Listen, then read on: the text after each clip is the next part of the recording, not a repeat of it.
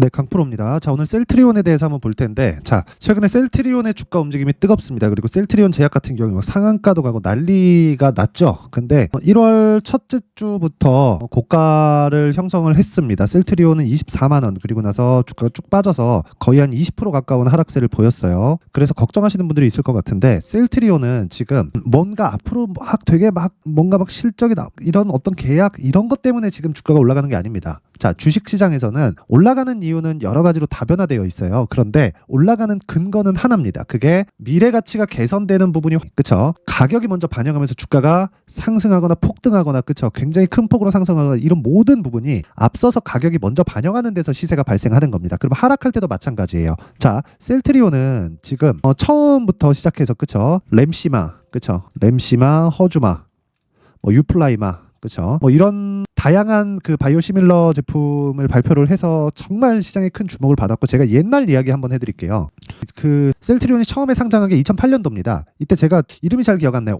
뭐였던 것 같은데 이게 우회 상장을 한 거예요. 그래서 이쪽으로 들어온 거예요. 근데 그리고 나서 사실 중간중간 말도 많았죠. 이쪽 구간에서는 주가 안 올라간다고 서정진 회장이 막 공매도와의 전쟁을 선포하고 결국에 막 그런저런 이야기들이 많았는데, 최종적으로는 주가가 큰 폭으로 상승하는 상황이 나왔고, 여기서는 앞으로 실적에 대한 기대감이 반영을 했습니다. 그리고 나서 사실 37만 원 여기는 코로나 그 당시에 그 치료제를 개발한다는 그 내용으로 인해서 약간 조금 오버된 경향이 조금 있죠. 실질적으로 실적이 최종적으로 반영된 구간은 2018년입니다. 지금부터 한 5년 정도 지난 그 이후인데, 지금 실적에 대한 기대감이나 그런 부분은 없어요. 근데 지금 뭐가 있죠? 합병에 대한 기대감이 있다. 합병에 대한. 자, 그러면 그 합병에 대한 기대감이 왜 주가를 이렇게 끌어올리느냐? 합병으로 인해서 그쵸? 일을 막 다양화시키고 그런 게 아니라 불필요한 이런 소모되는 자원들을 싹 다 모아서 그쵸? 효율적으로 일을 하겠다는 겁니다. 그리고 그런 부분을 주가가 먼저 반영하는 거예요. 즉 가격이 먼저 반영하는 거예요. 여러 가지 앞으로 실적이 좋아지고 때문에 판매가 어떻게 이루어지고 이런 것 때문에 지금 주가가 올라가는 게 아닙니다. 그리고 무엇보다 지금 제약주들이 전체적으로 강력한 움직임을 보이고 있는데, 제약주들이 정말 강력한 움직임을 보이는 건 다들 아시겠지만 그쵸? 금리 인하에 대한 영향이 크죠. 금리 인하에 대한. 근데 금리 인하를 우리가 단순하게 금리 인하를 했기 때문에 성장주가 상승한다 이런 부분 때문에 제가 이야기를 드리는 게 아니라, 주식시장에서는요 금리 인상기가 있고 동결하는 기간이 있고 금리 인하 기간이 있습니다. 그렇죠? 보통 금리 인하 기간에는 성장주가 상승한다. 근데 왜 장려되는 성장주가 상승했을까요? 금리 인상을 했고 인상한 폭도 사실상 유례 없을 정도로 높은 수준이었죠. 근 한 30년 내에. 근데 그런 상황에서 왜 성장주가 상승을 했을까요? 무슨 이야기냐면 주가는 미래 가치를 반영한다는 겁니다. 그리고 미래 가치가 좋아질 만한 거리가 있어야 돼요. 그 거리가 지금 셀트리온에서 만들어지고 있고, 그리고 그 기준, 금리에 대한 그 기준치 자체로 인해서 무언가 제약주 안에서 변화가 일어나고 있다. 이게 왜 그런지도 제가 최종적으로 이야기를 드릴 건데, 일단 다른 종목군들부터 먼저 보여드릴게요. 물론 이제 헬스케어는 이제 12일부로 사라집니다. 그리고 나서 합병 상장이 완료가 돼요. 그런데 셀트리온, 제약. 자, 다음에 이제 합병할 계획을 갖고 있는 게 그쵸? 셀트리온 제약이죠. 그래서 여기 1월 초에 무슨 일이 벌어졌죠? 셀트리온 헬스케어가 거래 정지가 되고 이제 12일 날, 이제 내일입니다. 내일부터는 없어지는데, 그리고 나서 다음 타겟은 셀트리온 제약입니다. 자, 그러면 셀트리온을 베이스로 해서 셀트리온 제약을 공략을 해야겠죠. 자, 그러면 제가 이 셀트리온 그룹주 말고도 다른 종목들이 어떻게 되는지 한번 쭉 한번 보여드릴게요. 한올바이오. 그쵸? 뭐예요? 신고가예요. 그쵸? 12월달 신고가. 그리고 레고캠 바이오. 뭐예요? 신고가. 그쵸? 그리고 HLB. 신고가예요. 그쵸? 한미약품. 보세요. 뭐예요? 신고가죠. 그쵸? 다 다른 종목 다 똑같아요. 왜 이런 상황이 벌어질까요? 그쵸? 23년도에 금리를 인상하는 구간에서 2차 전지. 이거 뭐예요? 성장주. 그쵸? 반도체. 이거 뭐예요? 성장주. 그렇죠. 반도체가 성장주가 아니라는 분들이 있을 수도 있는데, AI 반도체가 나오면서 반도체의 새로운 수요가 발생을 했습니다. 그러면 기존에 있던 수요로는 성장이 만약에 어렵다고 칩시다. 그것도 성장이 가능하지만 어렵다고 치지만, 이건 뭔가 좀 고착화되어 있는 그런 움직임이 나올 수 있으니까 그런 부분을 100번 감안해서 그렇죠? 사이클에 타는 것에 맞춰서 주가가 움직인다고 쳐봅시다. 그런데 제가 이야기를 드리는 건 여기에 새로운 수요가 하나 딱 더 붙은 거예요. 그렇죠. 그래서 성장의 이런 상황이나 분위기를 만들어 놓고 어떻게 됐습니까? 주가가 정말 큰 폭으로 올랐습니다. 근데 제약주들은 어려웠어요. 금리 인상이. 왜 그러냐면 제약주들은 돈이 많이 필요하죠. 자금 조달을 지속적으로 해야 됩니다. 특히나 여기 HLB 같은 경우에는 신약 개발 업체이기 때문에 자금 조달을 하는 과정에서 굉장히 좀 고역일 겁니다. 그런데 그렇죠. 이제 인하를 했을 경우에는 제약주의 시대가 왔다. 즉 가격적으로도 그쵸 2차 전지단 반도체보다 낮고 그리고 성장성에서도 2차 전지단 반도체에 비해서 뒤지지 않습니다. 그러면 당연히 올해는 제약주의 시대가 올 거라는 걸 당연히 이해를 해야 되는 거고 그 과정에서 셀트리온과 HLB가 대장입니다. HLB가 둘의 분야는 달라요. HLB는 신약 개발 쪽 그리고 셀트리온은 시밀러 쪽인데 둘의 분야는 다르지만 아까 전에 보여드렸죠. 똑같이 움직여 똑같이 왜? 이럴 때 정말 강하게 움직이는 거예요. 어떤 대장주가 딱 만들어 놓고 그리고 거기서 거래를 확 흡수해 버립니다. 그러면서 섹터 즉 테마가 형성이 되는 거예요. 그리고 나서 대외적인 환경 즉 매크로 환경이 갖춰지는 즉 금리에 대한 영향이나 시장에 대한 유동성이 지금부터 조금씩 풀려가는 그런 과정이나 이런 과정이 있었을 때 어떤 상황이 돼요? 정말 큰 시세가 형성이 됩니다. 그게 지금이 시작점입니다. 왜? 신고가니까. 그리고 신고가는 선반영받는 구간에서 가장 첫 번째로 도달하는 가격대입니다. 우리는 거기를 그쵸 그 지점을 적극적으로 공략을 해야 돼요. 그래서 지금 셀트리온 같은 경우에는 그쵸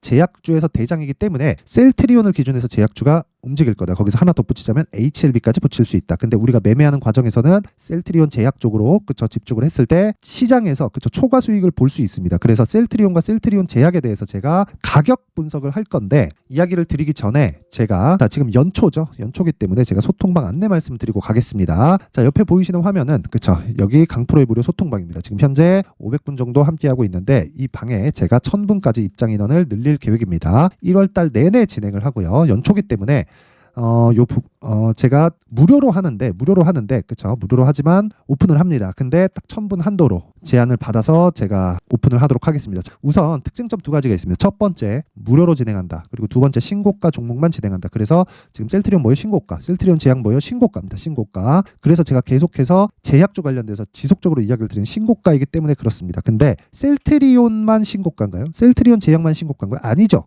그렇죠. 그래서 제가 어떤 식으로 매매 진행되는지 볼게요. 자, 마침 여기 보시면요. 여기 12월 22일자 제가 오늘 1월 달 것 오늘자 먼저 보여드릴게요. 오늘자 먼저 딱 보여드리면 1월 11일입니다. 여기 보시면 에이펙트 폴라리스 오피스 그쵸 시간 보시면 시간 특이합니다. 8시 50분 그리고 8시 51분 그쵸 이렇게 진행이 되죠. 장시작 전에 그냥 시장가 매수 가격 정하지 마라 그냥 시장가로 때려 박아라. 왜? 신고가니까 그쵸 어떤 식으로 진행되는지 보겠습니다. 에이펙트 자 내용 보면 에이펙트 오늘 3% 정도 상승 구간 그쵸 근데 신고가 구간 제가 1월 9일날 원래 공략을 했었어야 되는 건데 요날 제가 다른 거 한다고 못 샀습니다. 그래갖고 오늘 같은 여기 어저께 눌리고 나서 그쵸 재상승 구간에 공략을 했고 여기서 들어가는 종목은 모두 스윙급으로 진행을 하기 때문에 최종적으로 보유기간이 2주 안에 다 털고 그냥 싹 다 나온다. 그리고 나서 수익이 어느 정도 나오는지가 중요하겠죠. 그리고 폴라리스 오피스 자 폴라리스 오피스도 보면 오늘 장중에 상승폭이 어느 정도 나왔습니까? 14%까지 강세 구간이 나왔다. 그쵸 이런 종목이 계속해서 발생하는 건 시장에서 신고가 종목이 지속적으로 나오기 때문이고 이건 순환매가 계속해서 돌죠. 아무 순환매나 막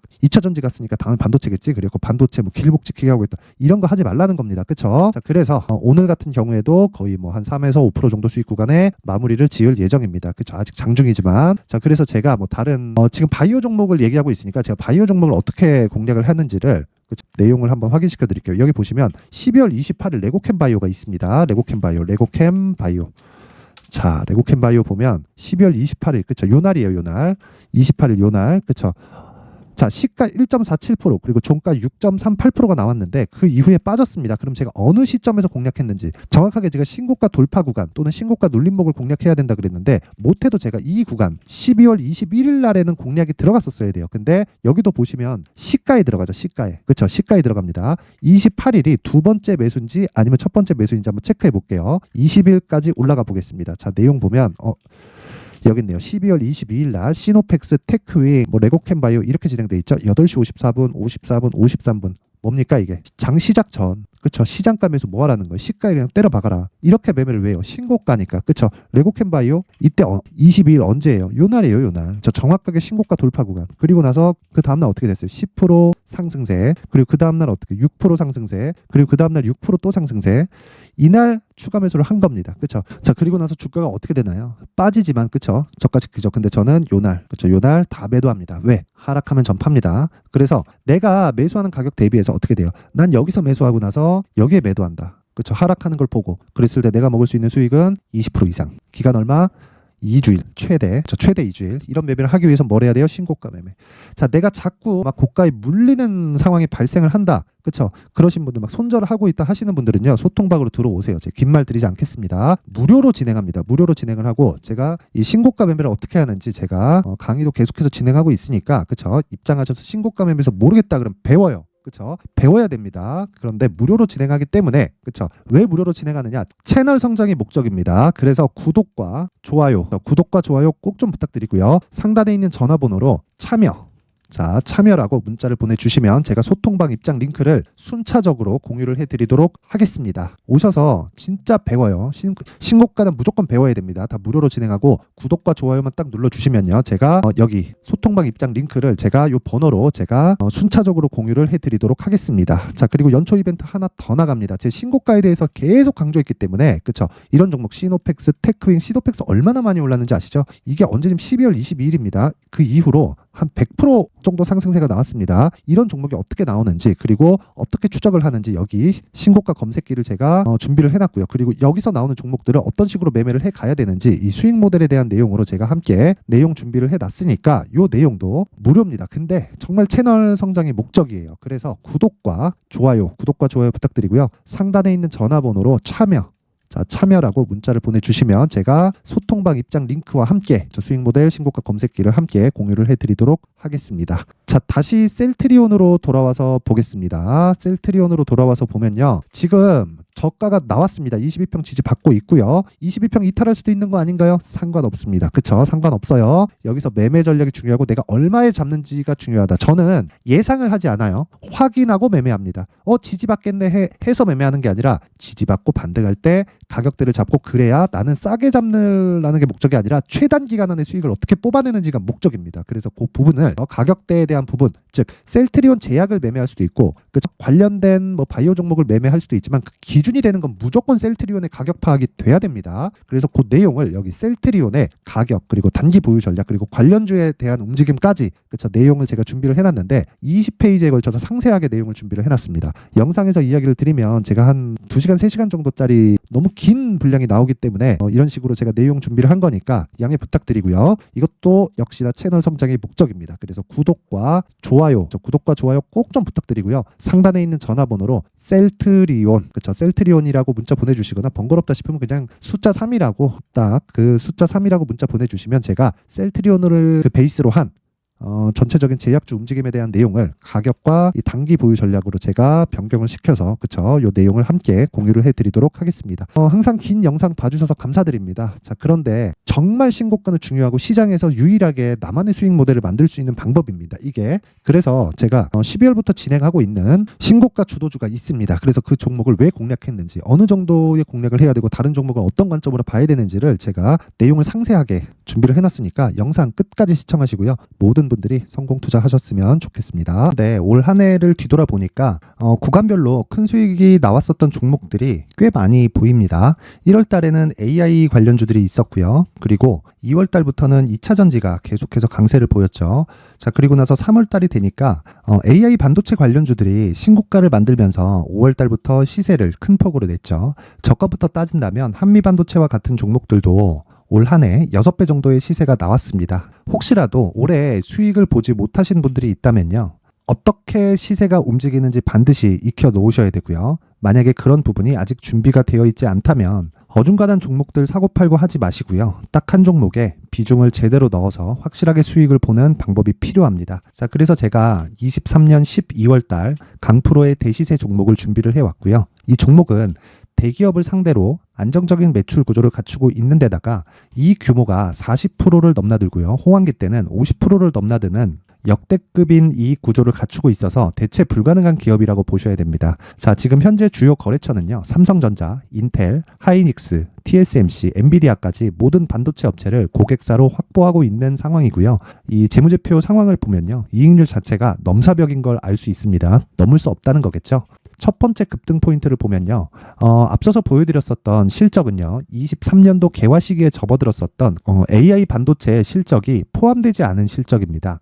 자, 그런데 올 한 해 개화 시기에 접어들었었던 새로운 반도체의 실적치가 더해지면요. 질적인 성장보다 양적인 증가가 함께 이루어지게 되고요. 그런 부분을 한미반도체가 이미 시세로 보여줬죠. 저가부터 6배 강세를 보인 상황이 있습니다. 강프로의 무료 소통방이죠. 어떻게 매매를 했느냐. 5월 25일 날 그쵸? ISC를 49,800원에 매수를 했고요. 자, 그리고 나서 2달도 되지 않아서 한 100% 정도의 수익을 만들어냈습니다. 자, 근데 6월 2일 날 내용 한번 확인해 보시면 자, 한미반도체 26,000원까지 올려서 잡겠다는 내용이 있죠. ISC와 함께 새로운 반도체 관련 종목입니다. 이때 당시 가격이 25,650원이었는데 그냥 올려서 잡으라는 거겠죠.